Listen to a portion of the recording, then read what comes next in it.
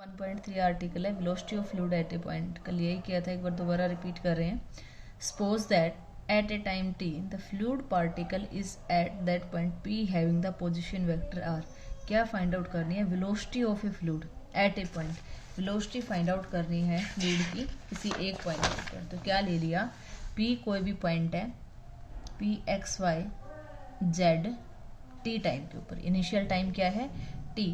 तो यहाँ से किसी और पॉइंट से p फिक्स पॉइंट का फ्लूइड का पार्टिकल क्या लिया? p। इसका पोजीशन वेक्टर क्या है? r।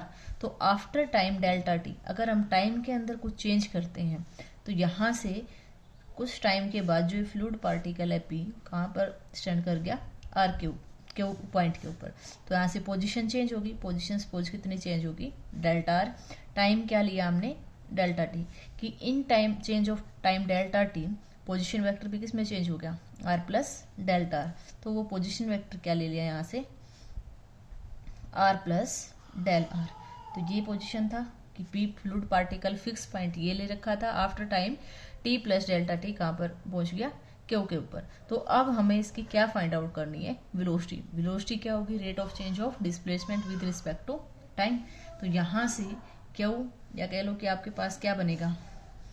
p of R T minus P of R T की बजाय चाहे आर पोजिशन वेक्टर आर, एक second, R plus del R T plus delta T minus R T. ये सारे क्या है?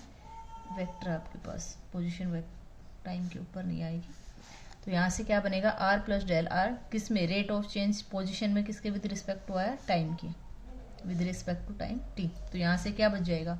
आर से आर कैंसिल आउट, तो आपके पास क्या रहेगा? Del R by del T. तो यहाँ से limit delta T tends to 0, तो क्या आ जाएगा? This is equal to D R by D T. क्या फाइंड आउट कर रहे थे?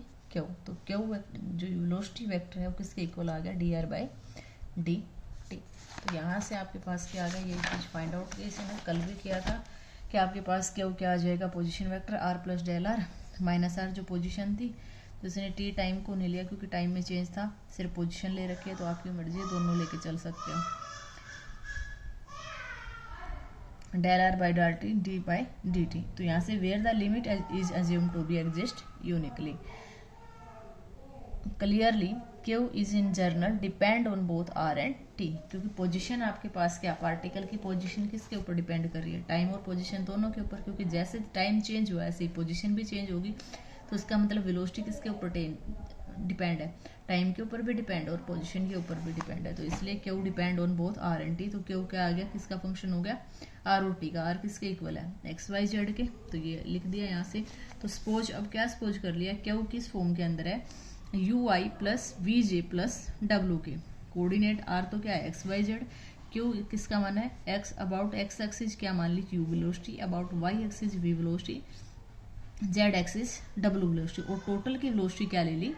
Q velocity. तो क्यू वेलोसिटी किसकी इक्वल हो जाएगी? Q Y plus V J plus W K. And since ऊपर फाइंड आउट किया कि क्यू वेलोसिटी किसके इक्वल है? D R by D T के। तो D R by D T क्या बन जाएगा? D X by D T I plus D Y by D T J plus D Z by D K. क्योंकि D R, यहाँ से are किसके equal है? डी एक्स आई प्लस वाई जे। यहाँ से डी आर फाइंड आउट कर लो। D R क्या बनेगा? डी एक्स आई प्लस डी वाई जे प्लस डी जेड के। तो यहाँ पे आप वो वैल्यू पुट कर दी विद रिस्पेक्ट टू क्या? टी के। तो डी एक्स आई दिस। तो यू किसके इक्वल हो गया? कंपेयर करो तो इन दोनों वेलोसिटी को कंपेयर कर दो। u equal to D X by D T, V equal to D Y by D T, W equal to D Z by D T. अगर यहाँ से वेलोसिटी हमारे पास क्या हो जाए? 0, तो वो पॉइंट क्या बन जाएगा? Stagnation point. और अगर आपके पास क्या हो? सेकंड है when the flow is such that the velocity at each point is independent of time. कि जो फ्लूइड का फ्लो है वो टाइम पर डिपेंड नहीं करता। फ्लूइड का flow is such that velocity at instant is independent of time. जो क्यू है वो क्या रहे? Independent of time. इसमें क्या था? वेलोसिटी कब चेंज हो? टाइम के साथ चेंज हो रही है आपके पास। लेकिन यहाँ पर क्या? अगर इंडिपेंडेंट ऑफ टाइम हो जाए तो उस फ्लो को हम क्या बोलते हैं? Steady flow. स्टडी फ्लो या study motion. That is the flow pattern is same at each instant then the motion term as steady motion, otherwise said to be a unsteady, कि हर टाइम पर आपके पास fluid का motion जो है या flow है वो क्या रहे, सेम रहे, तो क्या होगा, स्टडी मोशन होगा। अदरवाइज जैसे जैसे टाइम के साथ अगर आपके पास फ्लो चेंज होता है तो वो क्या बन जाएगा आपके पास, अनस्टडी मोशन। नेक्स्ट है फ्लक्स अक्रॉस एनी सरफेस। इसका आपके पास सिर्फ फॉर्मूला यूज होगा, प्रूफ की जरूरत नहीं है।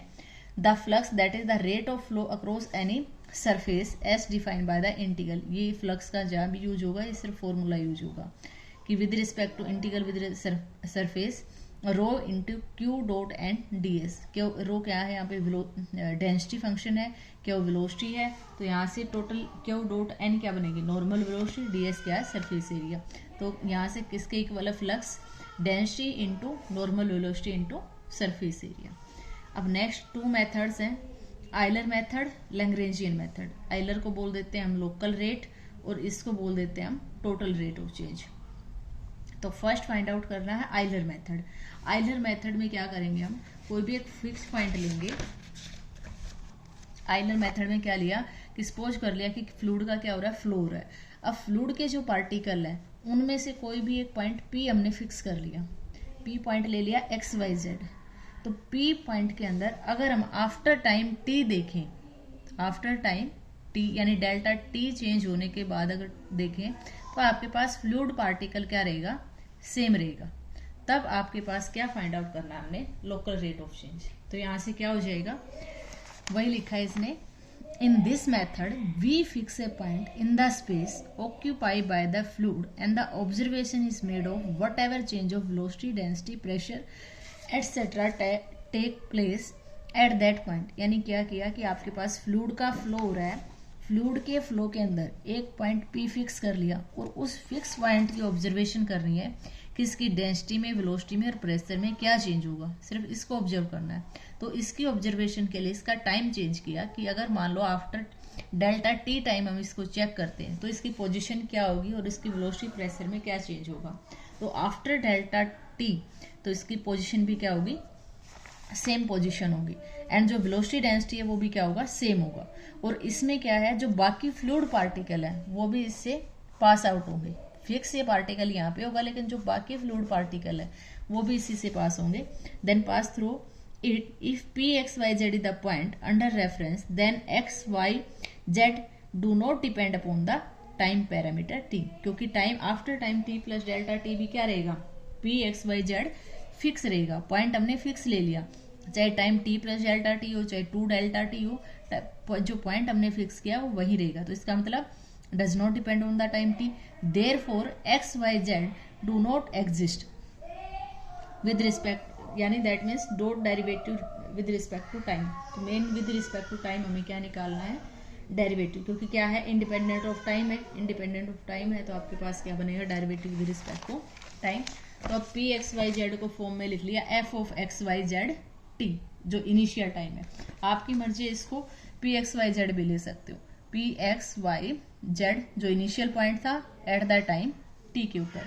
बी स्केलर फंक्शन, फंक्शन की फॉर्म के लिए F से डिफाइन किया है, associate with some property of fluid that is F of X Y Z T equal to F of R T, क्योंकि X Y Z को क्या लिख सकते हो, R लिख सकते हो, तो F ऑफ R T लिख दिया, वेर R क्या है, XI plus YJ plus ZT is the position vector at a point P। Then derivative क्या हो जाता है आपके पास, जो रेट ऑफ चेंज हुआ उसके अंदर curly A by curly T, limit delta T tends to 0 F of R T plus delta T minus F of R T, क्योंकि T प्लस डेल्टा टी के बाद भी पोजीशन क्या रही थी फंक्शन की, एज इट इज थी, किसके विद रिस्पेक्ट टू टाइम के, कि अगर टाइम चेंज किया तब भी आपके पास पोजीशन क्या थी, सेम। तो F of R T plus delta T minus F of R T upon करली बाय करली टी। तो जो जब भी क्वेश्चन फाइंड आउट करेंगे आइलर मेथड के तो आपको ये चीज़ फाइंड आउट करनी है, इसके एग्जाम्पल करेंगे कुछ, वहाँ से इसका अच्छे से क्लियर होगा। तो मेन क्या है, फॉर्मूला रीड आउट करना आपको।